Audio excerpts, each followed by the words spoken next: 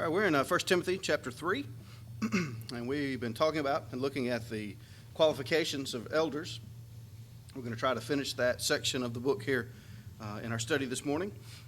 And we'll start by reading in verse number 1, but we looked at verses 1 and 2 in our last study, and so we'll just pick up right where we left off in verse number 3. But I want to read the first two verses to remind us of these things that we talked about. Paul says, "This is a true saying, if a man desire the office of a bishop, he desireth a good work. A bishop then must be blameless, the husband of one wife, vigilant, sober, of good behavior, given to hospitality, apt to teach." We pick up in verse number 3, and the first qualification there is not given to wine. And this word in relation to not given to wine is related to what's also said in this verse, no striker, and at the end of the verse, not a brawler. All of these things are kind of tied together. So we've already seen the word sober in verse number 2, and sober had to do with being of a sound mind and self-controlled. And this phrase in verse number 3 has a very similar idea, translated here as not given to wine. The word actually means not staying by wine. The American Standard Version translates it as brawler. And so brawler shows up later in verse 3 in the King James Version. But the idea of the word is having a lack of discipline. And the way that it's illustrated is by a person who can't leave the alcohol alone. He's become addicted to it. And because of that, he doesn't have control over himself. Instead, he's allowed this other thing to control him. And as a result, he becomes a person who is prone to not only a lack of self-control, but even toward outburst of emotion, which is going to come up in the next couple of qualifications that we'll mention. So not given to wine really has to do with the person who's not in control of himself, of his emotions, of his actions, of his responses. So it's important to know that, because this phrase, not given to wine, in the qualifications of deacons in verse number 8, it says not given to much wine. And people often will say, that elders can't have any alcohol and deacons can have a little bit. And we kind of talked about this last Sunday night, that not given to much wine doesn't mean you can have a little bit. It means don't have any. But these two words are really kind of using alcohol as an example of an underlying character trait. It's not just about how much you can drink or not drink. It's about having the character that is like a person who cannot control his drinking, who's become addicted to it. So that's kind of the idea here. And of course, obviously, a person who's going to serve as an elder can't be a drunkard. And can't give himself to wine and those things. But also he has to, beyond that, he has to be in control of himself to live a disciplined life. He would be a poor example to others, trying to teach them to be disciplined as Christians when his own life was not, when it was in disarray and chaos, because he wasn't in control of himself. So the other part of the idea of this word has to do with contentions and quarrels. And that's something that is not appropriate for an elder of the Lord's church. That if there's a disagreement, in the congregation, the response is not to get angry and shout and, fight. And we've all probably heard stories about, elders meetings where sometimes they come to blows. And that is completely foreign to the Bible's idea of an elder. And those who serve as elders, they have control of themselves and of their emotions. So with that in mind, I want us to talk about the next phrase, no striker, and also later in the verse where he says not a brawler. We'll talk about those two words. And I also want to take just a second and to bring in what Paul says to Titus about the qualifications of elders in Titus chapter 1. And there are several things that are parallel, of course, to what is told to Timothy. But he says in Titus 1 in verse 7, a bishop must be blameless as the steward of God, not self-willed, not soon angry. So these three all kind of go together, a striker, a brawler, or soon angry. And an elder is not to be those things. And those words have to do with being contentious. It's the idea, a striker is the idea of a person who is ready with a blow. At a moment's notice, when someone says something to anger them, they immediately lash out. Sometimes physically, but it doesn't have to be, physically hitting someone, but lashing out in anger. So having a temper that is not under control, letting their emotions and their anger take over to the point where they're not in control of themselves. This word means abstaining from fighting or being prone to anger. So there are to be no temperamental outburst is the idea. An elder can't be a person who is a lover of quarrels. And there are some people who just love to fight. They love the drama of it. They want to get into an argument and whatever, for whatever reason or motive, they just like to argue. And that can't be the case for an elder, to the extent that he's not in control of himself or his emotions and things become physical, but also that you're just arguing for the sake of arguing. That's not what elders do. So not soon angry and not striking out from that or being a brawler, a person who enjoys, the fight, that's not a qualification or a quality rather of elders. A couple of verses to help illustrate this. James chapter 1 and verse 19, James says this, "Wherefore, my beloved brethren, let every man be swift to hear, slow to speak, slow to wrath." And that's the idea that we're talking about, being slow to wrath, to anger. It doesn't mean that it's wrong to be angry, and it doesn't mean that an elder shouldn't get angry from time to time. There are occasions when all of us as Christians should be angry, when the truth is attacked, when error comes into a congregation, when souls are led astray. That ought to make us angry, but it's a righteous anger. We sometimes call it righteous indignation, but it comes from a place of a desire for truth and to stand for the truth. And so we're angry against the error, but we don't let that emotion of anger take over and cause us to lash out and, to harm other people. That's the principle that we're seeing. And the example, of course, is Jesus. In 1 Peter 2 and verse 23, we're told when he was reviled, he reviled not again. When he suffered, he threatened not, but committed himself to him that judgeth righteously. So when Jesus was threatened, and obviously he was in tremendous ways, if anyone had a right to be angry at how people were treating him, mistreating him, and attacking him, it was Jesus. But he suffered it, and he didn't let the emotion of the situation cause him to go against the will of God. He remained in submission to God's will, even though that meant going to the cross unjustly. He still endured that because he committed himself to the one who judges righteously. He knew God would work all things out. And that's, again, the principle here, that elders may get angry over false doctrine or whatever, but they don't let their emotion cause them to make a decision that goes against the will of God, to lead the church in a way that's contrary to God's will, or even act in their own lives in a way that goes against the Word of God. So that's the idea of being a striker or a brawler or soon angry, and it's connected to this idea of not given to wine.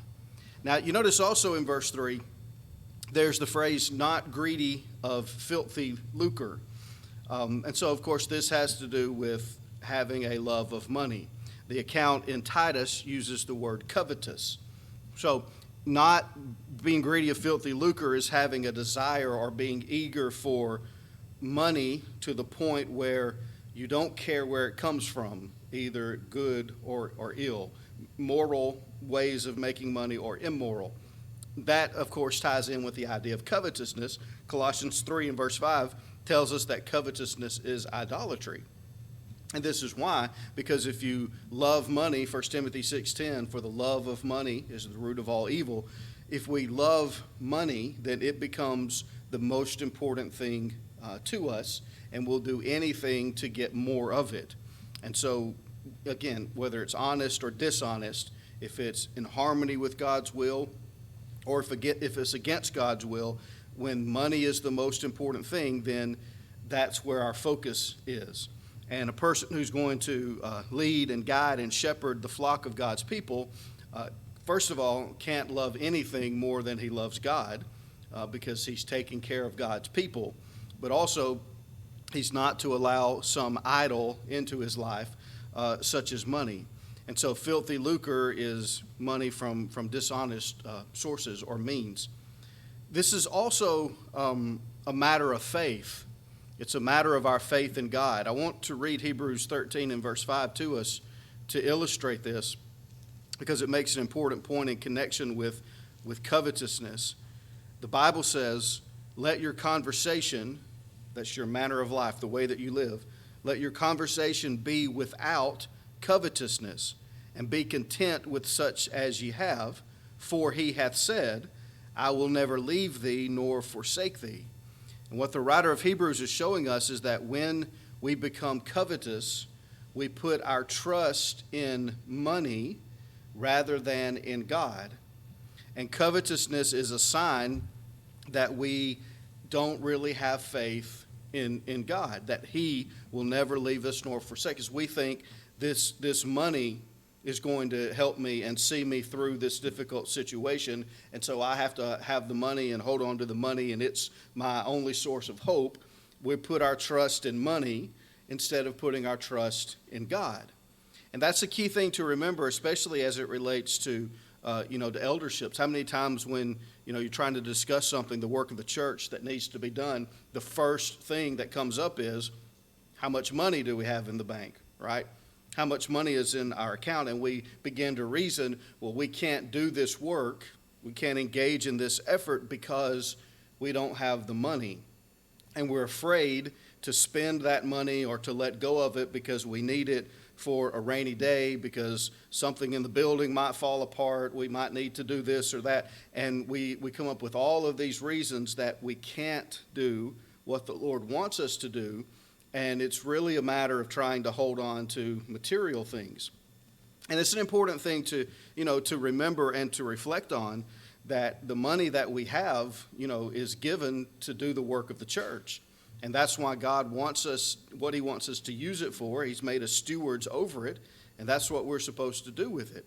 And the simple truth is what Hebrews 13:5 is telling us is that if we are focused so on the material that we're afraid to let go of it, give it to God, and to use it into his service, number one, it's a lack of faith on our part. And number two, it robs ourselves of an opportunity to grow our faith.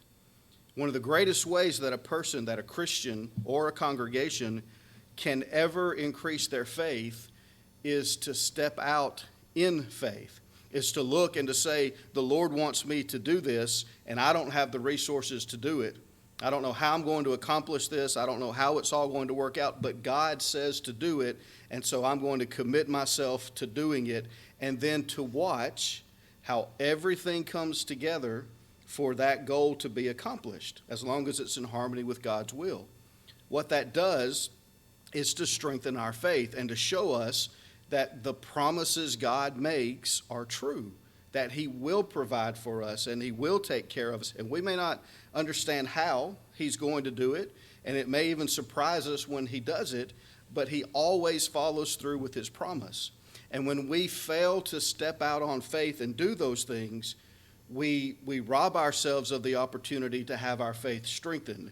Instead, we've taken the safe path and we've held on to what we have, and we become complacent with the status quo. We say everything is going well and going smoothly. We don't have any problems. There are no big obstacles. We have enough money in the bank to cover our needs, to pay the light bill and all of those things. And so let's don't rock the boat. Let's just keep everything as it is, smooth sailing, and everything will be fine.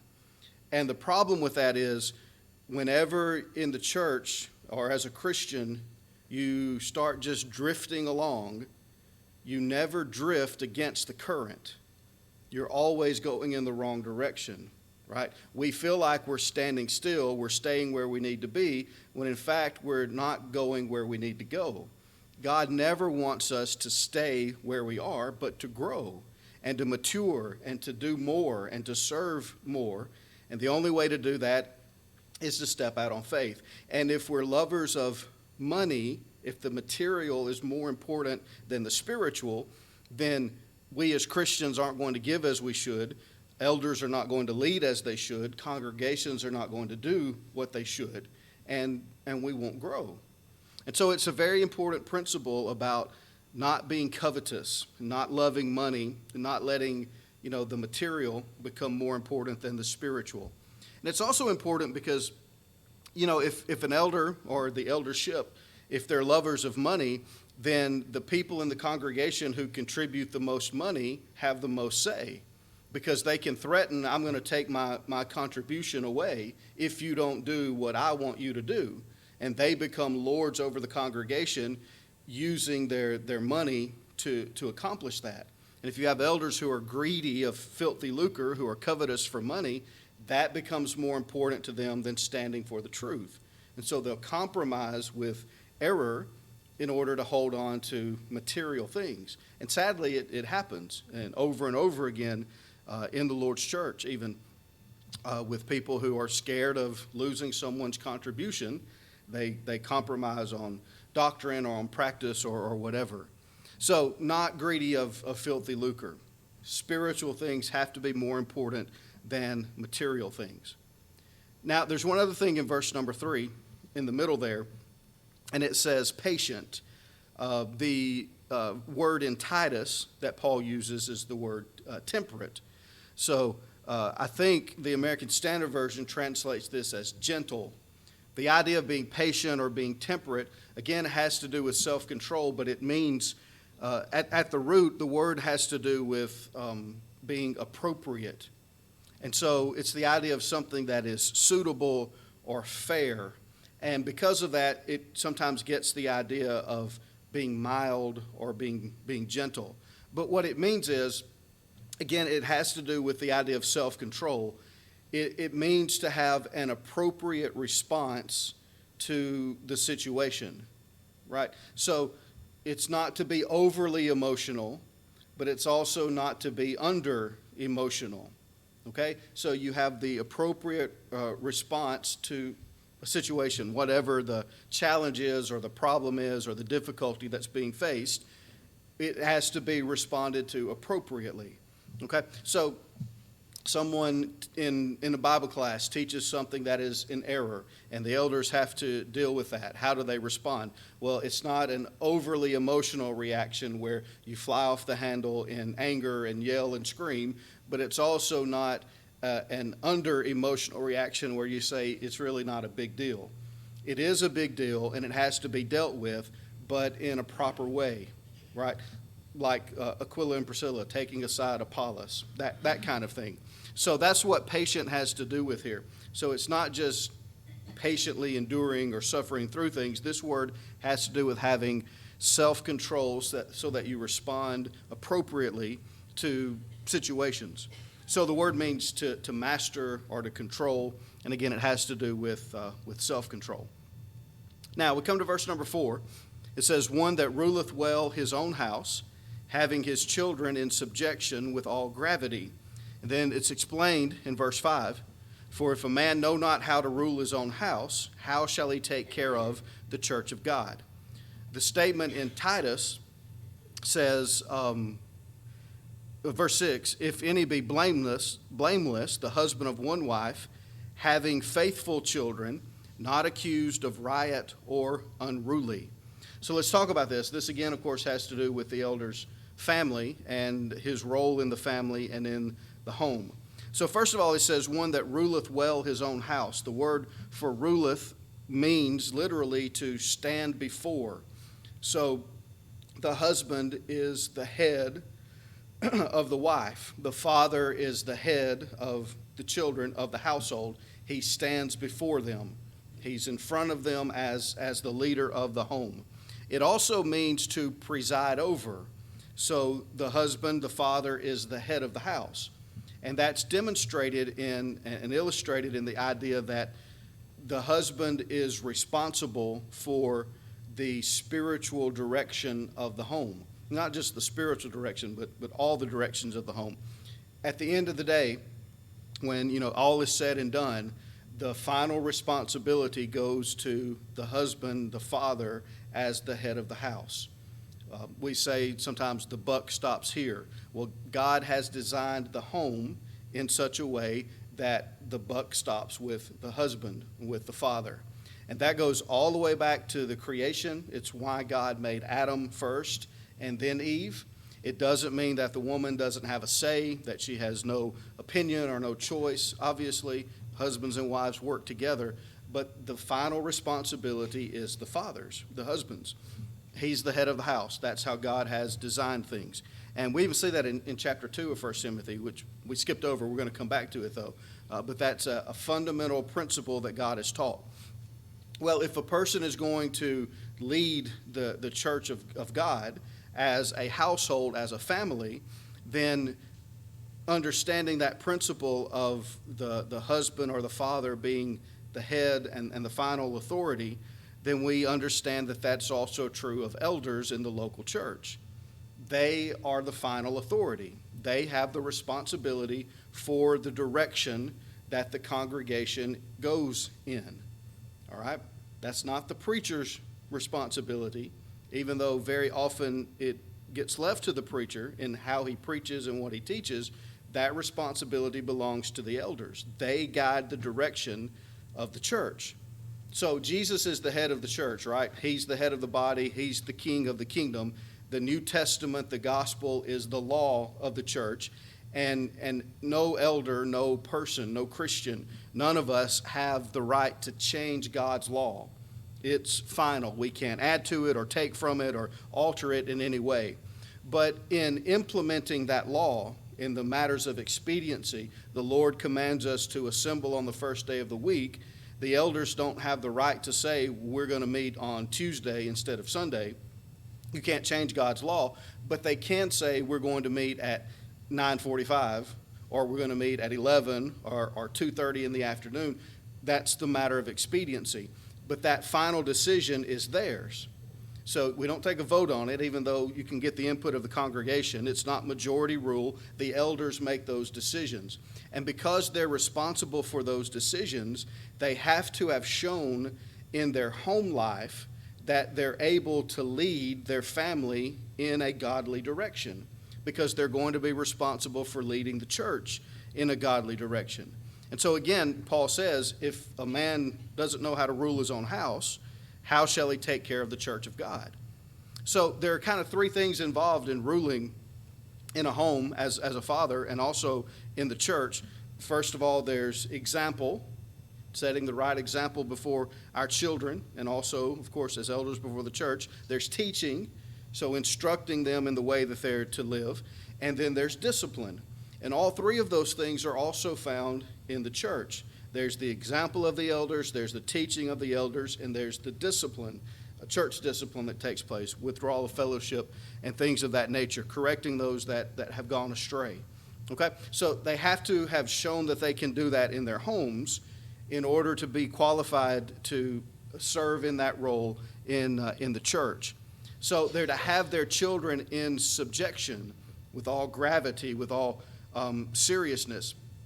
And so the idea is that the elder has shown in his home that he can maintain, he can rule, he can care for, he can protect, he can guard his family, his household, and that allows us to know that he'll be able to do the same for the church. Now, when you add to that what was said in Titus, again in verse number 6, that he is to have faithful children. That word faithful, the American Standard Version says having children that believe. But this is the same Greek word from Revelation 2 and verse 10. Be thou faithful unto death, and I will give thee a crown of life. So the word means believing, and it means that an elder, in order to qualify to be an elder, the children who are brought up in his home, while they're under his authority, must obey the gospel and become Christians. He is to have believing children. So if a man in leading and guiding his home has brought up his children and they do not become Christians while they're under his authority, then he's not qualified to be an elder. And it's a strong law that God gives here, but there's an important reason for it, of course. That's the responsibility of elders. It's about making Christians and helping those who are Christians to remain faithful. And if you can't bring your own children, to be obedient to the gospel, then you're probably going to have difficulty in helping the church bring people to obedience to the gospel and remaining faithful and so forth. And so it's one of those things that, is unique to the eldership. To be qualified, your children must be Christians, and they have to show that they are under the authority of the head of the house. So they're not accused of riot, Titus 1:6 says, which means that's the word that illustrates what the prodigal son did. He wasted his substance with riotous living. A child who is living that way is not under the authority of his parents. And so that would disqualify a man from serving as an elder. Unruly means disobedient. So obviously, when we read these things, we're not talking about little children. This is not the little baby that cries during the worship service and someone says, why can't they control their child? Babies are babies. They do that. This is a child who has grown to the age where he knows right from wrong and good from evil, and he refuses to be submissive to his parents and obedient to the gospel. That would disqualify a man from serving as an elder. Now, someone asked, what about a child who obeys the gospel and then when they leave the home, when they go away to college or they get married and start their own family and they leave the church, they become disobedient? Would that disqualify a man from being an elder? And I don't think that it does.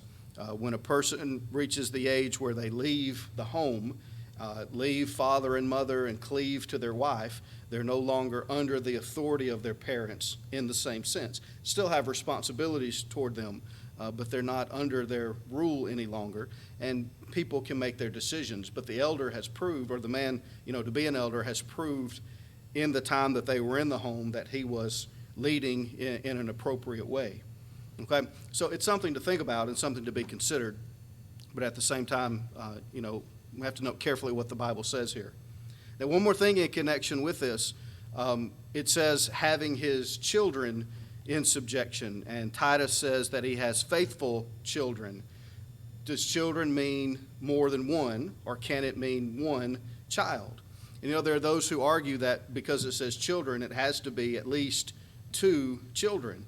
And the argument usually goes that if you have two children, you have more experience than if you only have one child. But you can take that, to an extreme. Jacob had 12 sons, right? And Isaac only had 2. So which one would make a better elder in the church? The one who had the experience of 12 different children, or someone who only has 2, right? You can go so far with that it ends up, not making sense anyway. The Bible teaches us, and we understand in the way that we use the word children that it can be plural, or it can just refer to one child. We say we have a nursery in the back if you have children that need to use it. Well, if you only have one child, that doesn't mean you can't use the nursery, right? The Bible also uses the word children in that way. And I want to notice a few verses with you to illustrate that so we understand this principle. 2 Corinthians 12 and verse 14 says, children ought not lay up for their parents, but the parents for the children.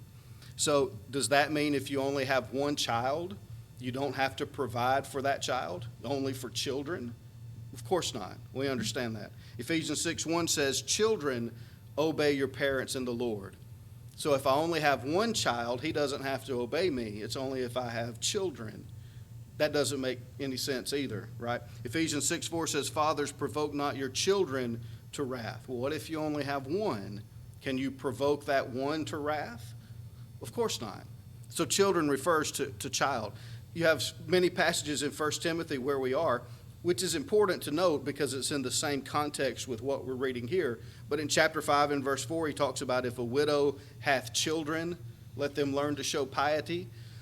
What if they only have one child? Does the one child not have to show piety and take care of widows. Chapter 4 and verse 14 says, for the younger widows to marry, to bear children, to rule the household. So what if a younger widow marries but only has one child? She doesn't have children, she has a child. Does she violate this scripture? Well, of course not. Also, chapter 5, verses 9 and 10, talking about the widows, says, if she have reared children. And so it's talking about widows who are qualified for assistance from the church. What if she only has reared one child? Is the church not able to help that widow? And again, it's obvious to us the way the Bible is using this word. Titus 2:4 says, train the young women to love their husbands and also to love their children. What if it's only one child? Do they not have to love that child? Of course not. We get the point. But there are two passages that explain this very explicitly and show that children in the Bible can refer to just one child. One example is Genesis 21 and verse 7, where Sarah says, she said to Abraham, who would have said unto Abraham that Sarah should have given children suck, meaning to nurse children. So Sarah said that she nursed children. But how many children did Sarah have? She only had one, and that's the whole point of the story, that she couldn't have children until God miraculously, gave her Isaac. But she goes on to say this. She says that Sarah nursed children. Then she says, for I have borne him a son in his old age. So she says, I have nursed children because I bore him a son. One child is children in the way that the Bible uses that word. And I think that passage shows that very clearly. There's one more I'll notice with you. In Luke chapter 20, when the Sadducees came to Jesus, of course, denying the resurrection, and they told that story based on the Levirate law, the law of the Old Testament about if a man married a woman and they didn't have any children, his brother was to marry, he died, his brother was to marry his wife to raise children for him. This is what they say, verse 28, Moses wrote unto us, if any man's brother die having a wife, and he die without children, that his brother should take his wife and raise up seed unto his brother. And they go through the whole scenario. A man had 7 brothers, and one died, and he didn't have children, so the second one married him, and so on. And they use it to ask a question about the resurrection. But notice what they're saying and what the law said. If a man is married to a wife and he dies without having children, well, what if they had one child? Does the brother still have to marry his wife, his widow now, to have another child with her so there will be children? Or is one child sufficient? Well, logically, we think and we understand that one child meets the requirement. But just so we understand that it's not just our logic and our reasoning, I want to read real quick from Deuteronomy 25 and verse number 5. And here's what the Bible says. If brethren dwell together and one of them die and have no child, the wife of the dead shall not marry without unto a stranger. Her husband's brother shall go in unto her and take her to him to wife and perform the duty of an husband's brother unto her. And it goes on to talk about it. So you notice in the New Testament it says if he dies and they don't have children, but the Old Testament says and they have no child.